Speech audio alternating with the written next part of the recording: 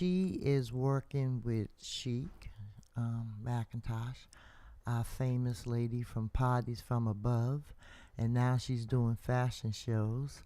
This is her second annual fashion show, and this year it's going to be at the Strand Theater on August the 28th, which is next Thursday. And the time again is 4 p.m. to 8. okay, so 4 to 8 at the Strand Theater. If they want to purchase tickets, how would they get tickets?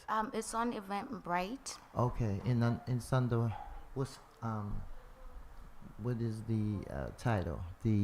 It will be the Parties from Above. Parties from Above fashion show. Yes. Okay. Pastor, I hear a extra loudness, or maybe that's just my mic. Or it could be. I Can you hear the people out there? I do hear some kind of like interference. Try to go first. So you work with Miss Chic McIntosh. Yes. She's awesome. I love her, and I love the work that she does, especially with these parties, these fashion shows, these young folks. She is an amazing woman, and I'm just happy to have met you. And I want to hear all about this. Tell us a little bit about yourself and what you do. My name is Mpodi. I am originally from South Africa, so I'm also known as South African Beauty in the fashion world. Okay. I came to America when I was 11 years old, but at this point I started modeling, and I've become a model instructor and coach. Okay. All right. And also, you obviously must teach models as well, right? Yes, I do. Our little young models that are going to be Yes, right now we have from 4-year-olds to 18-year-olds. So I work with all of them. That's a wide range there of Yes. ages, yeah. So I have to sometimes separate the young ones from the teenagers, because it's different teaching the little ones as opposed to the older ones. So Right. I try to make it make sense. Yes. So tell us a little bit about how you got involved with this type of work here. So honestly, last year I just happened to be on Facebook, and I saw that Chic was promoting that she's having a fashion show. Mm-hmm. So I reached out to her, and she actually was super grateful, because, not to toot my own horn, but I'm one of the best models in Boston. Okay. So it gave me something to it was almost like a test to see if I was capable of actually doing it. So it worked out at the end. Yeah. Because this year I'm more ready, and I knew what to expect. So Yeah, last year it was nice. It was a lot of children, but it was so good. I think the space was too small for one thing. yes, But but everything else, it was really nice. Those young folks were amazing. God is good, because behind the scenes, without him, I don't know how we could have done it. So if it looked good on the outside, that's a great thing. Yeah, it was really nice. It was really nice. So, about how many models? You said the ages range from 4 to 18. Yes. So, what do any of them? Well, they must have modeled before, because are they some of the same models from last year? Do you have new models for this year, or the same? So this year we actually have more new models, and most of them have never modeled before, even the ones that we had last year. So it's something new to them. But then I guess when they see me and I show them the way, then they just learn from that.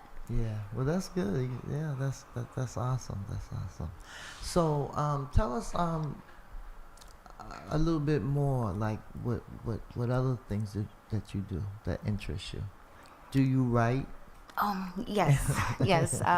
Like I said, I'm very shy, so for the most part, I like to express myself in Hi, writing. this is Pastor Bruce Wall with Boston Praise Radio and TV and WBPG-LP 102.9 FM radio. I want to speak to the churches in Boston and beyond.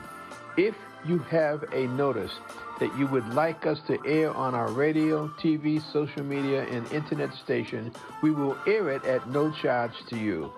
The event has to be a non-ticketed event. If your event is free, we will air the notice for free. That's right, we will air it at no cost to you. We are a church-based radio and TV station, and we want to support your ministry. You can send your notice to us at bostonpraiseradio.tv@gmail.com, bostonpraiseradio.tv@gmail.com, or send it to us at Global Ministries Christian Church, 670 Washington Street, Dorchester, Mass., zip code 02124. Global Ministries Christian Church, 670 Washington Street, Dorchester, Mass., zip code 02124. Again, we will not charge you for the announcement. This is a community service for the churches. Right. I'm also an artist. I enjoy drawing and painting. Yeah. So from the creative world.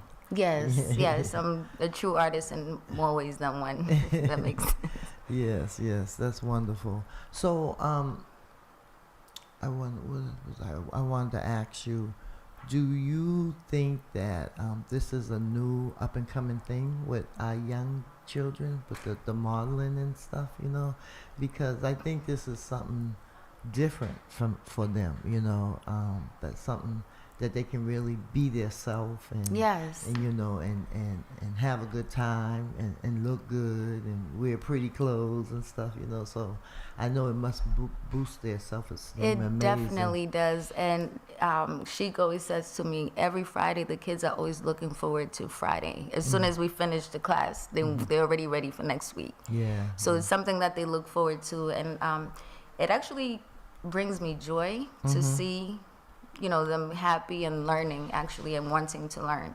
Right. And there's so many different personalities. So I have to be able to, work and understand each and every one of them. And I treat them equally. Yeah. And I always tell them, no one is better than the next. Right. And to just do their best. I hear you. I just want to break in for a minute because I want to make this announcement because I'll forget if I don't. Okay. Next Wednesday, from 5, no, not from 5, actually from 4 to 5:30, we are having a youth forum at Hibernian Hall with District 7 candidates. And at 5:30, when the forum is over, we're going to be having a barbecue, a cookout. And so we're asking all those that can and are able, because we have 11 candidates running for District 7. Oh, wow. And yeah, it's a lot, right?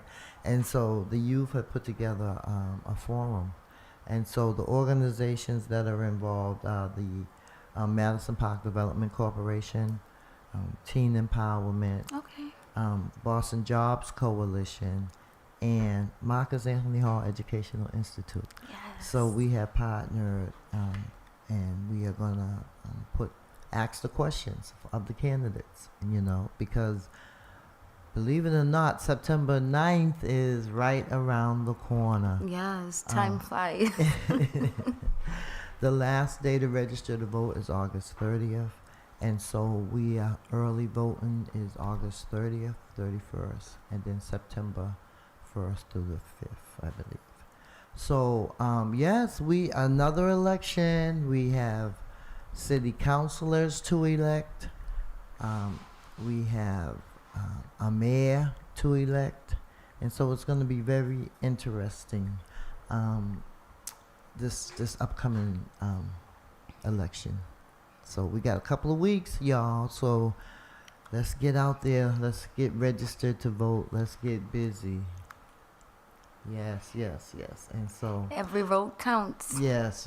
And the only time your vote don't count is when you don't cast it. Exactly.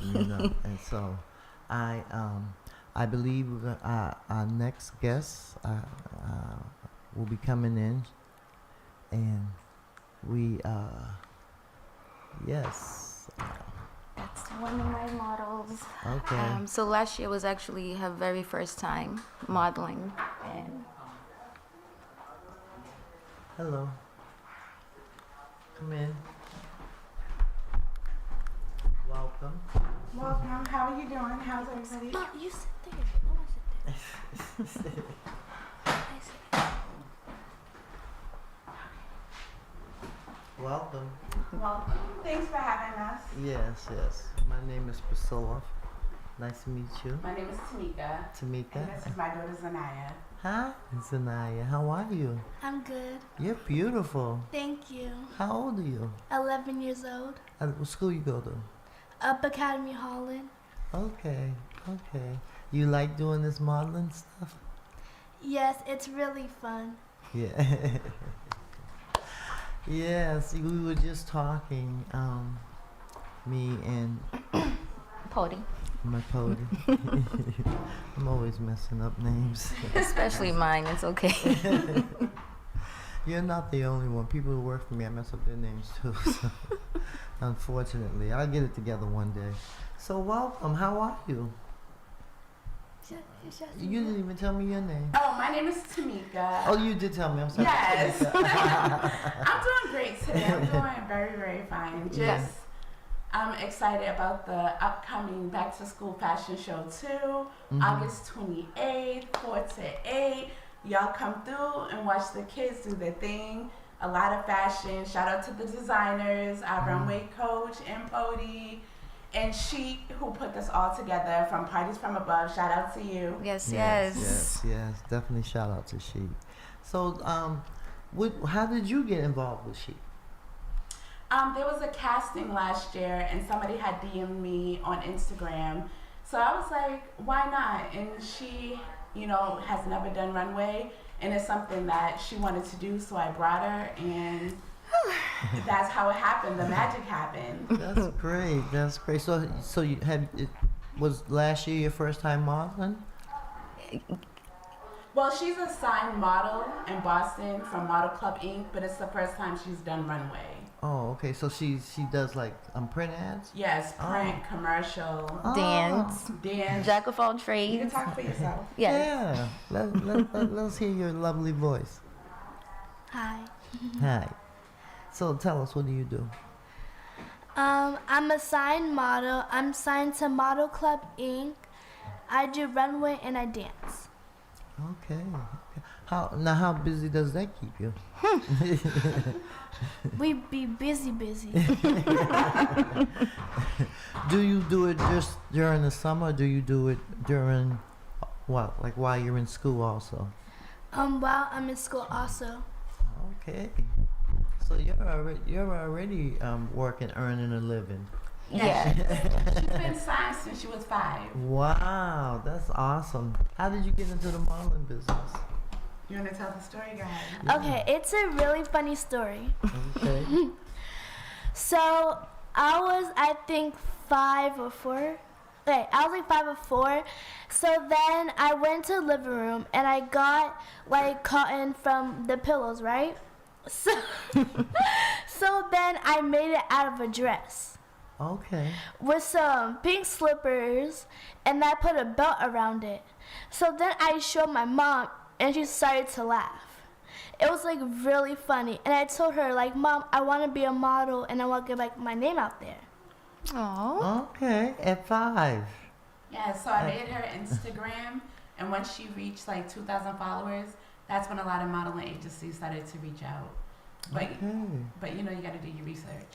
Right. Most that's true, definitely. That's true. And that's one thing I teach them, because not everyone has good intentions.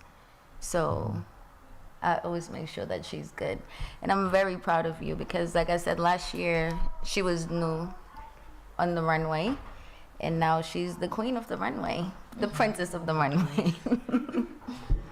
Yeah, she reinvented herself. She came back, stronger looks, stronger poses, stronger walks, and she was very dedicated to learning who she is and coming into herself on the runway. Yeah. Yes. We have a lot more folks to come in, so we're gonna take a break and try to bring some of the other guests in. It's just we're a little overwhelmed today. Yes, it is. Thank you, though.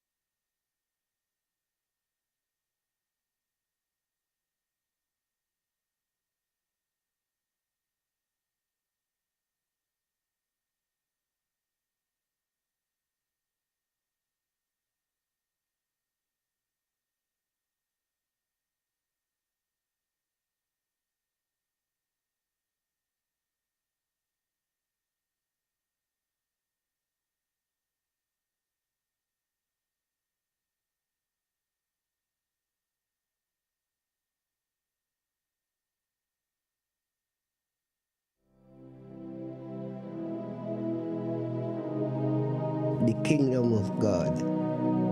The kingdom is of God. It is His kingdom, and you must pray for it to come. Now, what's the coming kingdom that we are to pray for? The kingdom of God is a kingdom of peace on earth and goodwill to men. As when Jesus was born to bring peace on earth, goodwill to men, when God and sinners are reconciled.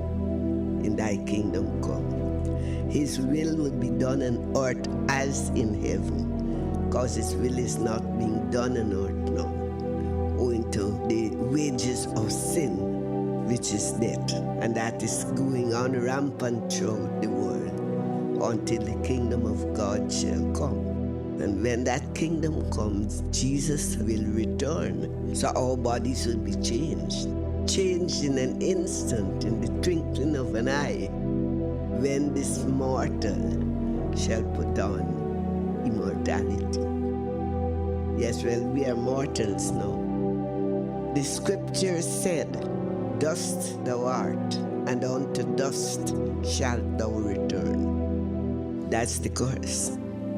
So you die. As in Adam, all die. So in Christ, all shall be made alive. Adam, sin, disobedience, right? Christ has taken it away because He rose triumphant from the grave. And that is to prove that we could be risen from the dead, as Christ is and put on an immortal body. So when He come and establish His kingdom, it will be peace on earth, no death, no more death. No more tears, no more sorrow, and give us hope for tomorrow. He will wipe away all tears and give us hope for tomorrow. He will dry every tear from your eyes and give us hope for tomorrow. So, my son, whenever you pray, always say, thy kingdom come, thy will be done on earth as it is done in heaven. Thank you, Mom. I will.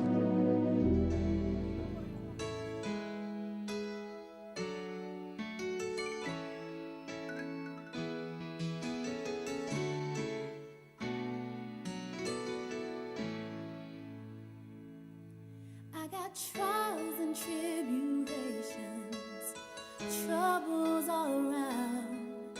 My desires and expectations have me lost more than I'm found. And Lord knows I often falter in the smallness of my pride. And when I kneel down at His altar, I am lifted up inside. Till I stand upon that mountain, till I sit beside the throne, till the waters of God's fountain, till they carry me home, till I rise up from this mortal clay of blood and bone. Let the rock that was rolled away be my cornerstone.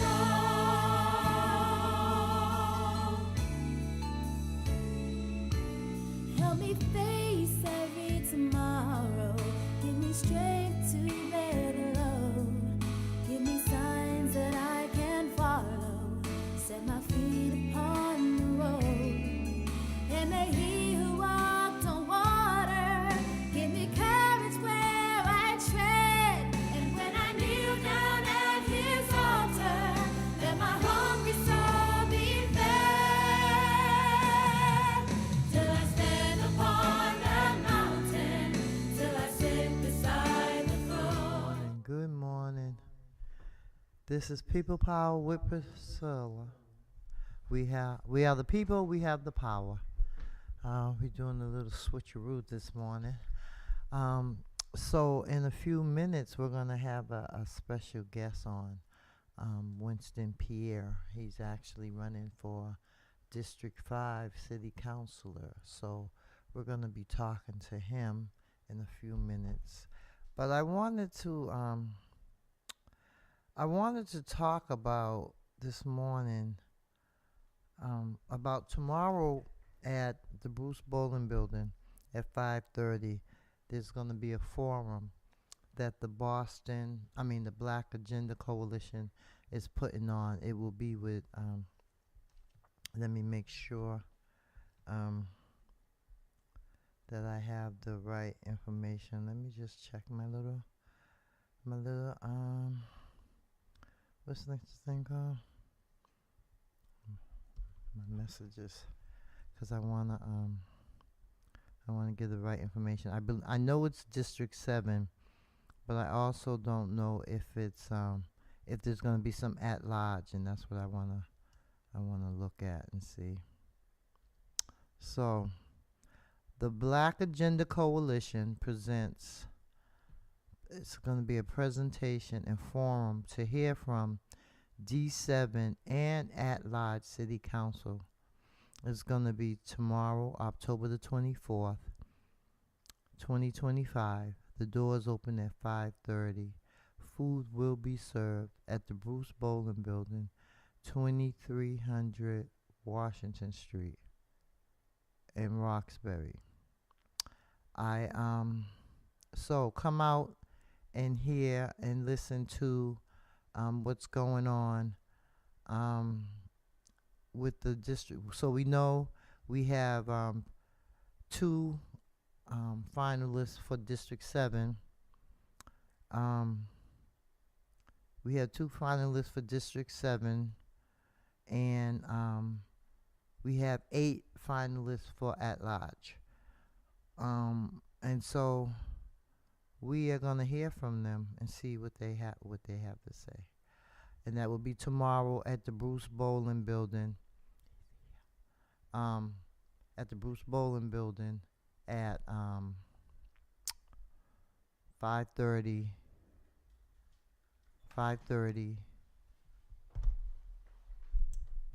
to about 8. There'll be food served, and you'll hear about the Black Agenda Coalition, who they are and what they're trying to do. You know, we do have an election November the 4th. I'm hoping and praying that Dear people. friends, this is Pastor Bruce Wall. Your support keeps WBPG-LP 102.9 FM radio on the airwaves. We are proud to be Boston's only black-owned, FCC-licensed, church-based FM radio station. Daily, we bring you news, gospel music, and talk radio. Many of you have asked about our operating costs.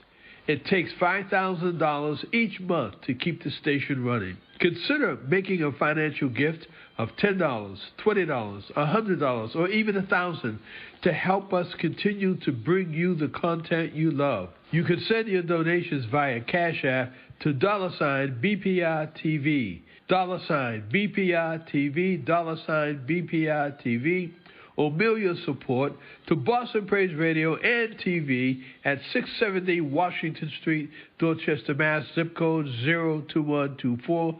That's 670 Washington Street, Dorchester, Mass. Zip code 02124. Without your crucial support, Boston Praise Radio and TV may no longer be able to bring you the programs you love. Your contributions make a real difference. Wow. And vote.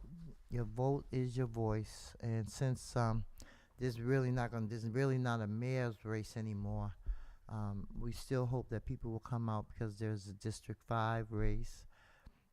There's District 7, which a lot of people are interested in, and it's the at-large race. And so we have the 4 incumbents, and then we have 4 new people that are running for the at-large seat. So we Boston, y'all need to get out and vote for real. This makes no sense that we have in the city of Boston with over 700,000 residents, 423,000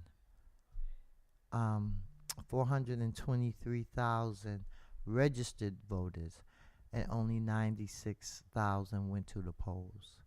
How do we convince people that they need to go to the preliminaries, that they need to go to the primaries, that they need to go to vote in September and don't wait until November? I don't know what it's gonna take to convince our people. I know a lot of people aren't into politics, but it affects us. Politics affects each and every one of us. You see all this construction that's going on in the streets, all these buildings that are being built. I mean, you go down one street and it's a detour. You go down another street, it's a detour. I mean, there's construction all over this city. And who's working these jobs? Are there people that look like us on these jobs? Are there females on these jobs? Are there Boston residents? I mean, I just don't understand us. We're quick to complain, but we don't want to do anything. You know, we want other people to do for us.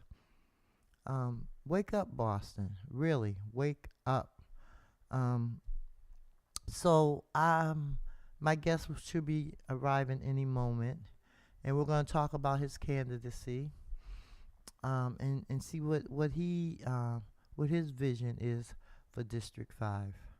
Also, I want to let people know that tomorrow at 11, I believe it's 11 o'clock, 11:30, the Franklin Park Defenders are going to be down at Copley at GBH Studios. From what I understand, the mayor is going to be down there, and so the Franklin Park Defenders are going to come down there. I guess they're going to be outside looking in, but if you're not doing anything, you know, come by there. Come and see and hear what our mayor has to, what she has to say. I'm going to say it, and I'm going to keep on saying it, that I really believe, it really hurts that we don't have a mayor contest, you know.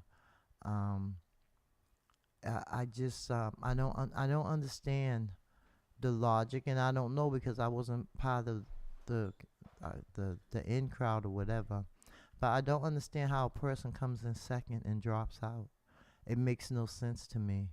And so, with that being said and done, What was it all about? What was the real deal? You know, because we don't go to the primaries. We don't go to the preliminaries. And what we say, oh, I'm gonna wait till November to vote. I'm gonna wait till November to vote. And then the person that you were gonna vote for, that you plan on voting for in November, doesn't make it or drops out. I mean, someone help me understand that. I just help me understand it, because it doesn't make any sense. And so I've been saying that, and I'm gonna keep on saying it. You know, so I I what's the question? What's the question? We have a question. Come on in. Oh yeah. About what? No.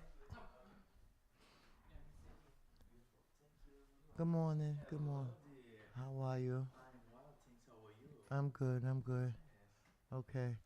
Yeah, he can share an announcement, I guess.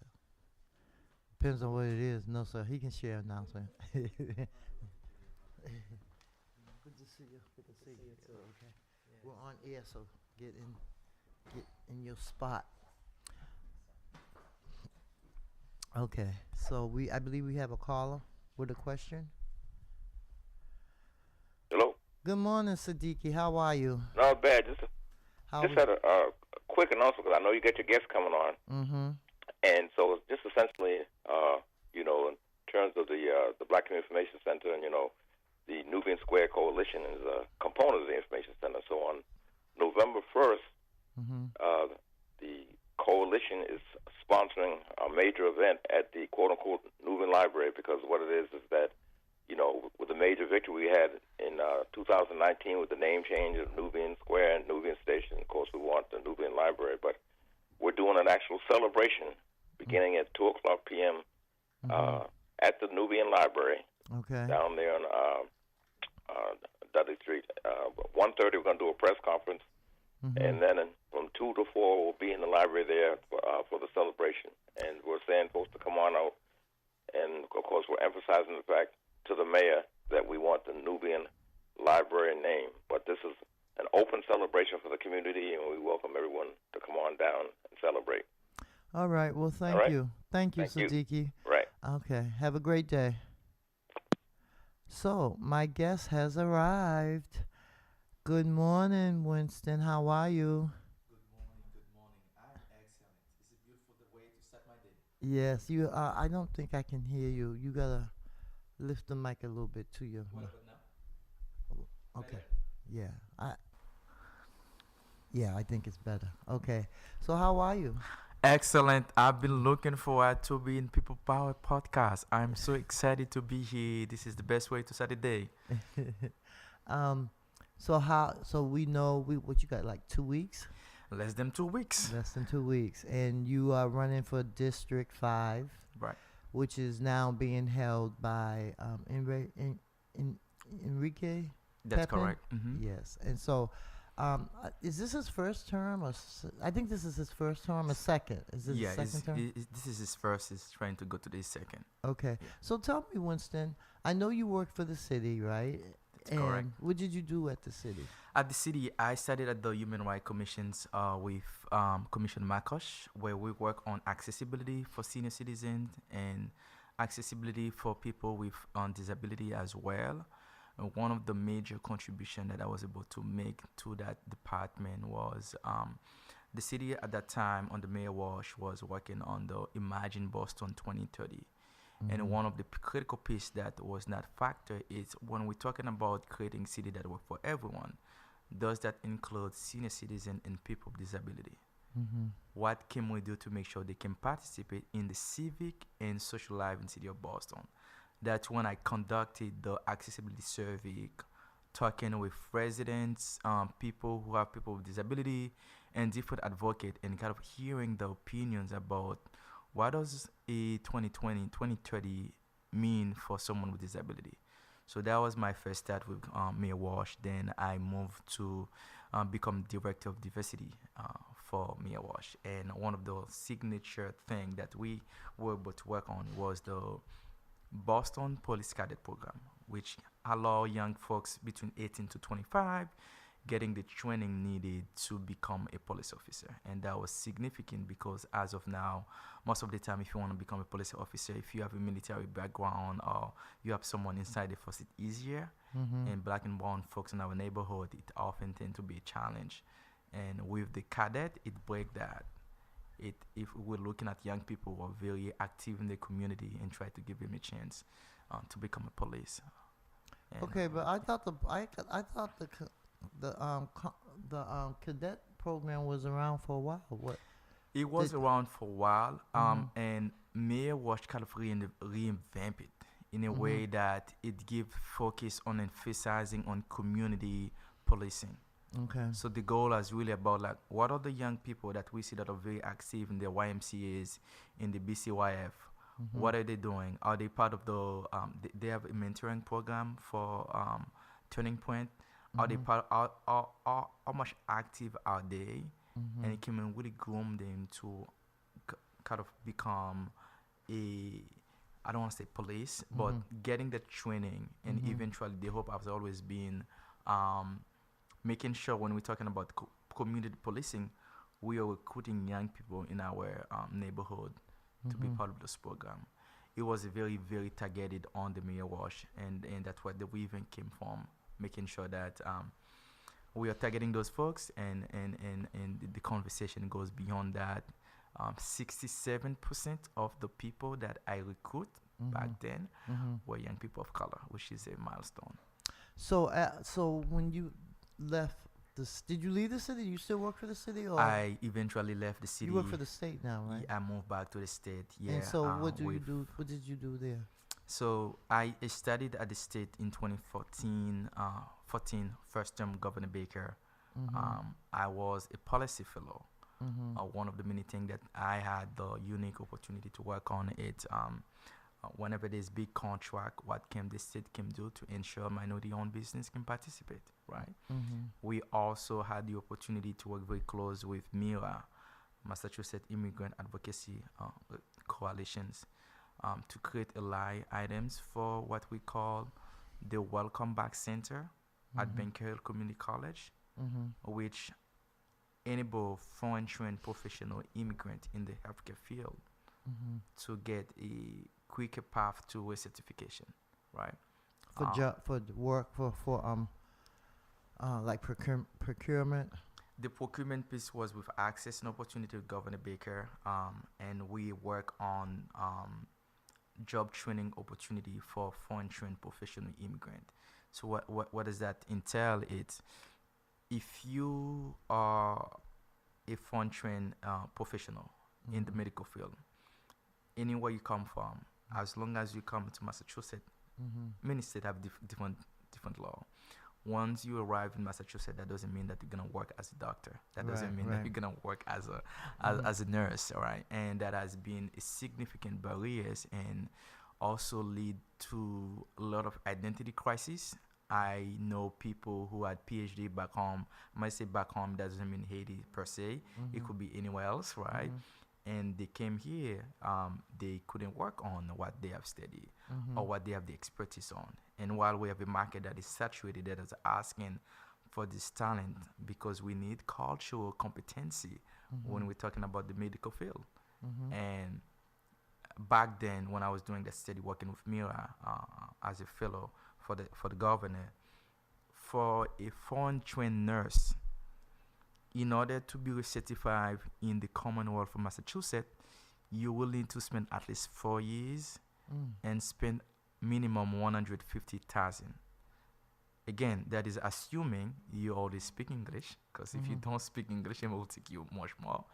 And number two, there are certain certification and credential that you have to maintain. As you know, for anything in medical field, certain credential, if you don't renew them, it expires, it's gone. So you imagine that everyone who came to America or Massachusetts, you are coming because you're looking for opportunities. Having to pay $150,000, having to spend 4 years, that's a lot, and that's why we're trying to see what can the state do to eliminate some of those bureaucratic red tape to allow people who have the skill set, who are here legally, have the drive to succeed and can serve the community, give them the process, give them the leg up to be able to do that. So what made you decide to run for city council? I am a father, husband, and I live in Hyde Park. And one thing that you'll know about Hyde Park, we have the highest infant mortality rate. Where I live now, it's 02136, but it used to be 02126. And 02126, which is Mattapan, we have the shortest life expectancy. At the same token, if you're looking at the budget for the city of Boston, District 5 received the lowest amount of funding in this past fiscal year. And I think it's time to have someone who's ready to speak up, show up for our neighbor, and making sure that District 5 residents are getting their fair share in the city budget. So what does District 5, what are is it, I know it's a little bit of Rosendale, Hyde Park, and Mattapan. Are those the three? Hyde Park, they say Breedville now, but yes, so the 3 or 4. Okay. So it's Mattapan, Rosendale, Hyde Park, Breedville, Reedville. Isn't Reedville Hyde Park? It's still 02136, yeah. Yeah, I mean, but oh well. Anyway, so as a city councilor, let me ask you this question: how do you feel about White Stadium? I've been vocal about that. I think it is a missed opportunity for us as a city to not prioritize black and brown folks right now, to not prioritize Madison Park right now. I do in support of renewing the stadium, but not at that price, right? If we want to do it for the BPS students, there is a conservative group, Emerald Necklace, who had a proposal where it would have cost me at least 30 million. I think that even 30 million, that's, it's a lot of money, but doable. But when we go over 200 million, while at the same token, we're talking about one of the most challenging time in the history of the city of Boston, because from a federal perspective, we are losing 300 million on housing, education, and food. And you and I both know when we're talking about losing this kind of money, what demographic is going to suffer the most. We're also talking about a time where there's a lot of high food insecurity, a lot of challenges for housing, especially those on a fixed income and senior citizen. We're not trying to protect those. We're creating a stadium that costs 200 million. And the other thing about that is when the stadium is built, number one, more traffic. Number two, it denies us access to the Fenway Park like that, to the Franklin Park like that. And number three, something people don't realize. Anytime you're talking about big money like that, you don't get to pay to the stadium like that. You got to go to pay right now, because it will be the people make the investment. There will be a lot of private investment in cities in there. It's not like you and I, the same way that our kid used to go. You will have to go to the stadium like that. You will have to go through a process to reserve, and some of those people, stakeholders will try to get the money back. So they are taking something away from our community. Right, I totally agree. I'm not a fan of this White Stadium stuff. Actually, I was just announcing about that the mayor's going to be on GBH tomorrow, and I believe that the Franklin Park Defenders are going to be down there to observe. But I just want to talk about this this mass blackout. It says we are not asking, we're shutting it down. Mass blackout, November 25th through December 2nd. The largest economic blackout protest in U.S. history begins November 25th. No work, no spending, no restaurants, no projects, no events, no restaurants. No backing out. Prepare for the impact. To prevent spike spending before and after the blackout, we ask that all participants purchase goods needed from community-owned stores and markets leading up to and after the dates. This helps with sustained impact and keeps our money out of the mega business pockets. So this is something that I received. So You know, they want to do a mass blackout from November 25th to December 2nd. We know that that's the holiday seasons and stuff, and people are out spending their money that some of them don't have, you know, and it's all about Christmas and just, you know, prioritizing spending your money, making your children happy. But there's a lot of ways that you can do that. That's why I like Kwanzaa every year, you know, because Kwanzaa is after Christmas, and it's from the 26th to the of December to the 1st of January. And time is getting away from us. And, you know, I cannot believe that we are in October. We're almost at the end of October. You know, I mean, time is like flying, and we don't have a lot of time.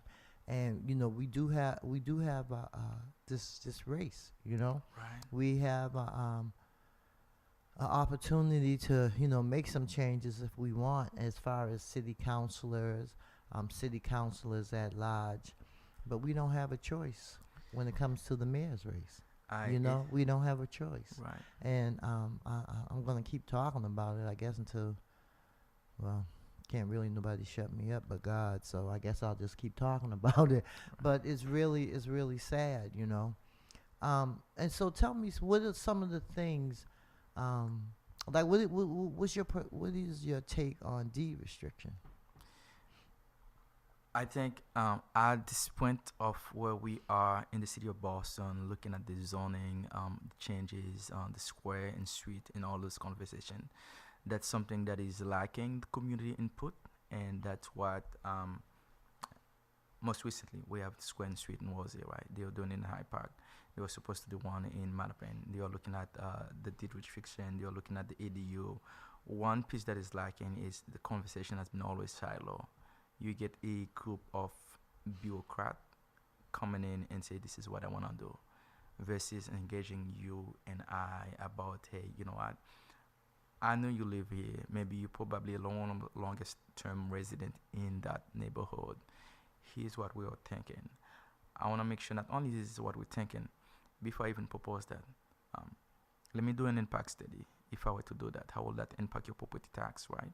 Because we know whenever we have did with any new construction, whatever the case might be, it impacts us positively or negatively, right? Yeah, my taxes just went up. Right. So my mortgage went up. Right. You know, by a couple of $100. Right. For what? Exactly. It's ridiculous. It's you know, So you're right. So that's where we stand. I think that's why one of the many things I'm calling for right now, if we come November 5th, I am elected, or November 4th.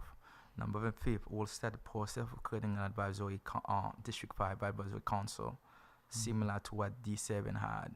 For what it's worth, it encouraged participation. And one of many things I will always making sure is like no single decision in the city of Boston that will impact people's quality of life should be made without giving people enough notice. Too often we are walking down the street to say, oh, the street is closed. They could have posted a little paper. I was just talking about that. You go up and down these streets, and you go down one street, you're on your way, and when you get there, it's a detour. Right. You know, and it's ridiculous. All this construction that's going on in this city. I mean, they're just building. Who are they building for? You know, they're not building for us. That's for sure. We know we're losing our hospitals. We're losing our pharmacies. You know, this just does not make any sense. I don't understand.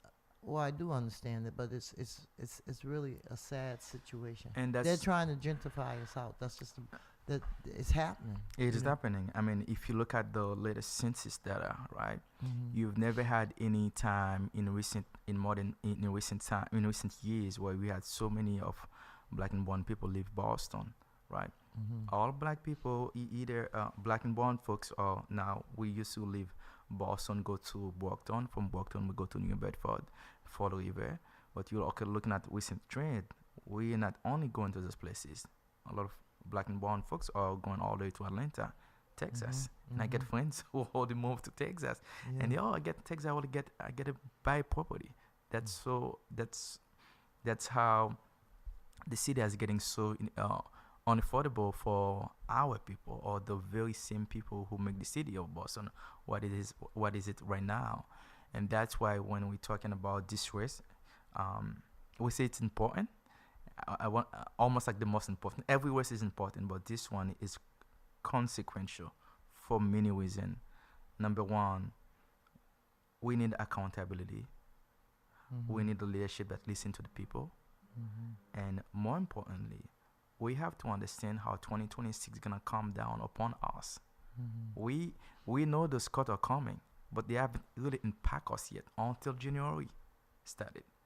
And the city of Boston is one of the city of Boston, major city in America, that rely on property tax to finance social programs.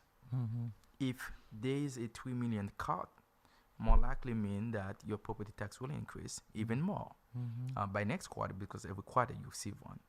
And when your property tax increase, it creates that domino effect that you pass it down to renter if you are a landlord. And that continue to create that whole housing instability. And what about our seniors? You know, I'm a senior, you know, that live on fixed income. Right. You know, that hurts us. So what we got to do? Sell our property? Right. Or go move in with a family member? Right. That's not fair. It's not. And one of the things that there was an article that I put an op-ed on Duchess Report most recently. I talk about with the crisis looming, the most important thing or the most human thing city of Boston can do is allow people who have retired, let them live with dignity. By saying that, what I'm implying is city of Atlanta, right, where most of the black and brown people are moving to. One thing they do currently right now, they have a anti-displacement relief fund. Senior citizens retired 60 plus, 5 years into retirement, they don't increase your property tax because number one, you're on a fixed income. Number two, you spend your whole life retired, either sometime even serving the city. Right? Yes. The least they can do is protect your dignity, and that's the one thing I'm calling right now. I'm calling for the city to